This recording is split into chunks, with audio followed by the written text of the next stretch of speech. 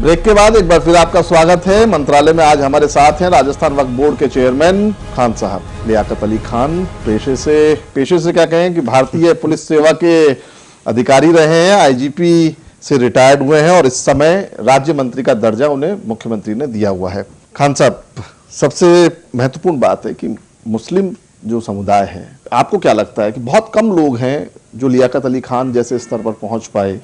आज भी वो समाज जो है वो कहीं ना कहीं किसी न किसी दृष्टि से देखता है, कुछ चाहता है। आपको क्या लगता है? देखिए, उसकी वजह है अशिक्षा और गरीबी की वजह से बच्चों को पढ़ा नहीं पाते हैं, न उनका जीवन का स्तर सुधरता है और वो बेचारे एक घेटो टाइप मोहल्लों में ही रहते हैं, तो उनका एक्सपोजर भी नहीं होता है। उनका जो पुश्तैनी धंधा था वो तो ख़त्म हो गया और नए धंधे में ये सेट नहीं कर पाए कि उसके लिए पढ़ाई चाहिए। अब आप आईपीएस तो बनना चाहते हो लेकिन पढ़े लिखे नहीं हो तो बनोगे कैसे? तो आप करते हैं प्रयास किसी तरह? हम बिल्कुल करते हैं साहब, हम बोर्ड के लेवल पे भी करते हैं, व्यक्तिगत लेवल पे भी करते हैं। मैं व्यक्तिगत लेवल पे भी किसी भी गरीब विद्यार्थी की, मैंने कह रखा ओपन है मेरा ये, मैं नौकरी से हूँ जब से लेके आज तक, कि किसी भी विद्यार्थी जो मेरिटोरियस है वो पैसे के अभाव में वंचित नहीं रहेगा। मैं उसकी फीस कैसे भी हो मैं जमा कराऊंगा और मैंने कईयों की फीसें जमा कराई आप जैसों से सहयोग ले लेके, खुद के करने से, क्योंकि मैं लोगों को कहता हूँ तो लोग दे देते हैं और हम आज भी करते हैं, वक्फ बोर्ड के लेवल पे भी करते हैं। तो अभी भी जब देखा जाता है, क्योंकि अपन तो जयपुर में हैं, लेकिन अगर हम और जिलों में जाएं या गाँव में जाएं तो अभी भी ये समाज जो है कहीं ना कहीं, अगर समुदाय में, हम कई बार कहते हैं ना कि बहुत कम्युनिटी में रहते हैं, तमाम लोग रहते हैं, अगर ना रहें तो भी वो आशंका से रहता है, हमेशा एक दृष्टि, एक उंगली उसकी तरफ उठती रहती है। देखिए, उंगली तो गरीब पे उठेगी, वो चाहे हिंदू हो चाहे मुसलमान हो। जो पिछड़े तबके का है हमारे समाज में उसकी कोई वैल्यू नहीं है और उंगली उठाते ही हैं लोग, पॉइंट करते हैं। ये तो हिंदू हो चाहे मुसलमान हो, ये एक सार्वभौमिक समस्या है। पिछला जो टेन्योर आपका गया है अब तक का, उसमें कोई ऐसी एक उपलब्धि जिसको आप बताना चाहें या कोई ऐसा प्रोग्राम जो आप हाथ में लेना चाह रहे हैं? देखिए, मेरी उपलब्धि सबसे बड़ी बात यह है कि मैंने राज्य सरकार से पहली बार कब्जे की हुई संपत्तियों का किराया वसूल बहुत बड़ी बात होती है कि राज्य सरकार से पैसा, ये राज्य सरकार से पैसा लेना एक ऐतिहासिक, मैं तो उपलब्धि मान, ऐतिहासिक ही है ये, आप मानिएगा कि ये ऐतिहासिक ही है कि आप उसमें कामयाब हो पाए, 3 करोड़ रुपए ले आए। मतलब नहीं, सबसे बड़ी बात ये नहीं है 3 करोड़ रुपए की, सबसे बड़ी बात ये है कि इस बात का मान्यता मिल गई कि भाई सरकार को किराया देना चाहिए, सरकार ने ये मान लिया। आपने एक अपनी बात कही थी कि स्टाफ के लिए आपने काफी कुछ किया, हमने स्टाफ वालों से बात की है, उनका कहना है कि राज्य सरकार से अनुदान मिला, उसके बाद में भी कर्मचारियों को 6 महीने से तनख्वाह नहीं मिल रही। हाँ, तनख्वाह हम कोशिश कर रहे हैं, अभी मिल जाएगी। सरकारी कर्मचारी के लिए वेतन बहुत बड़ी, आपकी बात से सहमत हूँ, लेकिन हमारे संसाधन इतने नहीं थे कि हम दे सकें। बाकी हमने कोशिश करके दिलाई है। सबकी दृष्टि लियाकत अली खान की तरफ है। लियाकत अली के पास कोई जादू का डंडा तो है नहीं, जिन हालात में काम, जादूगर अशोक गहलोत है आपके पास में। जादू का डंडा नहीं है लेकिन जादूगर अशोक गहलोत है, उनकी मेहरबानी जरिए सब काम हो रहे हैं, वरना होते भी नहीं। तो निश्चित रूप से देखिए, बहुत सारी, मैं निश्चित रूप से इनकी, मेरे ख्याल से 1 महीने के अंदर अंदर सारी सैलरी मिल जाएगी और आगे भविष्य में टाइम पे मिलती रहेगी। एक जो सबसे बड़ी समस्या जिसकी तरफ मैं आपका ध्यान आकर्षित करना चाहूंगा, उस पर हमने एक स्टोरी भी की है। राज्य सरकार ने सरकारी विभागों के अधीन वक्फ जायदादों का सालों से बकाया किराया राशि सिर्फ 3 करोड़ रुपए मानते हुए किराए का दोबारा तकाजा नहीं करने की हिदायत दी है। इससे कई साल से करोड़ों रुपए मिलने की उम्मीद लगाए बैठे वक्फ बोर्ड की विकास की गतिविधियां अटकने की आशंका है। आज 4-5 साल हो गए मदरसे को रजिस्ट्रेशन हुए, मस्जिद की जमीन भी वक्फ कर रखी है हम लोगों ने, और सरकार ने जो वादे करे थे भी कि पैरा टीचर मिलेंगे, मिड डे मील वगैरह मिलेगा, किताबें मिलेगी, कुछ नहीं है लेने देना। यानी बच्चों की पढ़ाई में और जो पहले पढ़ाई हो रही थी उससे भी ज़्यादा नुकसान हो रहा है बच्चों। कई बार मौलाना फजल हक साहब को या मदरसा कमेटी की आदमी को जो है कई बार दरख्वास्तें दी थी, कंप्यूटर आ जाएंगे या किताबें आ जाएंगी, लेकिन कुछ नहीं है आज तक। संतुष्ट तो फिर क्या है, कुछ भी नहीं है, जो वादे थे सब खो गए हैं। यानी मदरसे मस्जिदों के नाम पर सिर्फ धोखा है मुसलमानों के साथ में। राज्य भर में 20,000 से ज्यादा वक्फ संपत्तियों की सार संभाल कर रहे बोर्ड का मानना है कि इससे कई नई योजनाएं शुरू की जा सकती थी। 2 दर्जन से ज्यादा सरकारी विभागों के अधीन राजधानी जयपुर समेत राज्य भर में 5 दर्जन से भी ज्यादा वक्फ संपत्तियां हैं।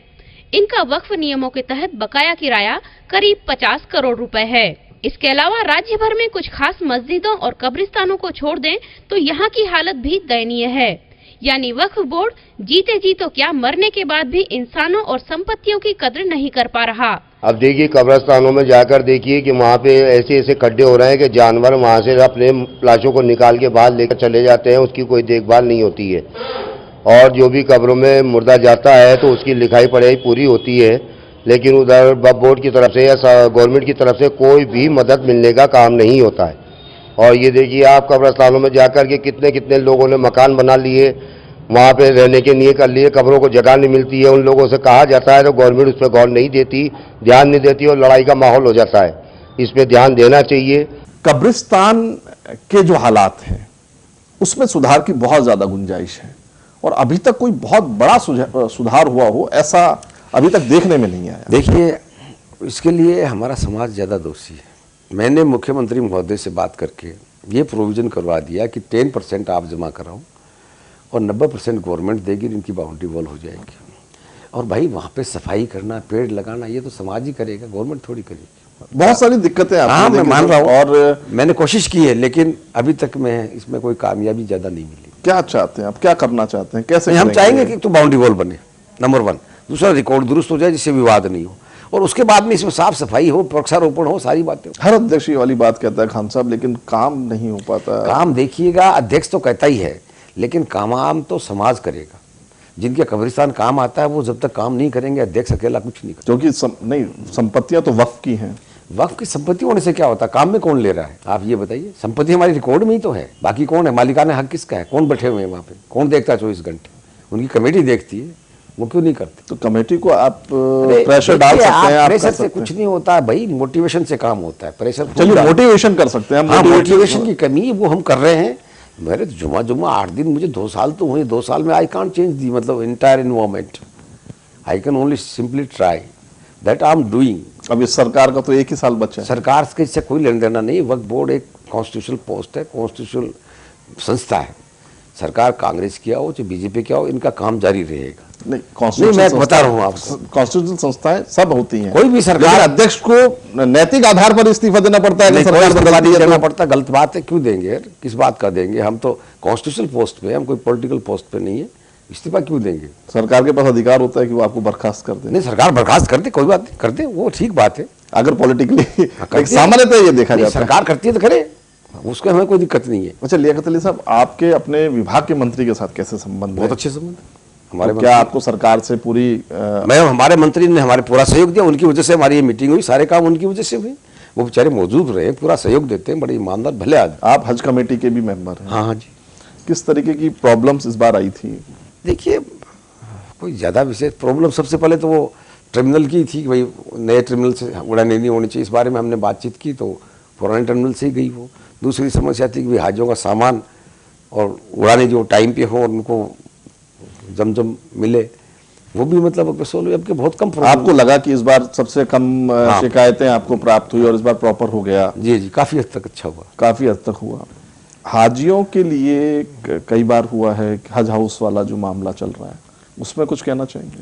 नहीं, हज हाउस का काम तो चल रहा है, नकरबला बन रहा है। कब तक? क्योंकि क्या हज हाउस 5-6 महीने बन जाएगा शायद। अच्छा, एक और मैं आपसे सवाल पूछना चाह रहा था कि जो आपको अब जो मदद मिलती है, जो सरकार से मदद मिलती है, और उसकी जो आप ऑडिट करवाते हैं, सब चीजें जब होती हैं, आपको क्या लगता है कि कितना पैसा, मतलब अगर अपन देखें कि क्या आपको और मदद की जरूरत है? जो नीचे आपको शिक्षा को बढ़ाने की मदद करनी है, सामाजिक उत्थान की जब बात कर रहे हैं, नई योजनाओं की बात कर रहे हैं, उसके लिए पैसा तो आपके पास है नहीं।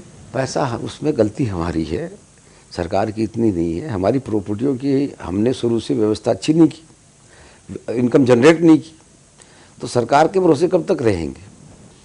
ठीक है, हमें जरूरत है, लेकिन ये जो हम पर परोपजीवी होकर काम चलना मेरी निगाह में अच्छा नहीं। तो क्या करेंगे? इसके लिए हम करेंगे, कोशिश करेंगे कि कमर्शियली इनको डेवलप करें और इनकम जनरेट करेंगे। क्या बोर्ड अध्यक्ष के पास कुछ अधिकार हैं जो वो पनिशमेंट भी दे सकते हैं? नहीं, हमें कोई अधिकार नहीं। क्या आपको नहीं लगता कि इस कारण से ही, अगर आपके पास ये अधिकार होता कि आप किसी को काम नहीं करने की सजा दे पाते तो शायद ज्यादा काम होता? देखिए, ये नकारात्मक रुख है, मैं इसके फेवर में नहीं हूँ। कभी भी जिंदगी में हो चाहे सार्वजनिक जीवन में हो, नकारात्मक रुख से कोई पार नहीं पड़ती।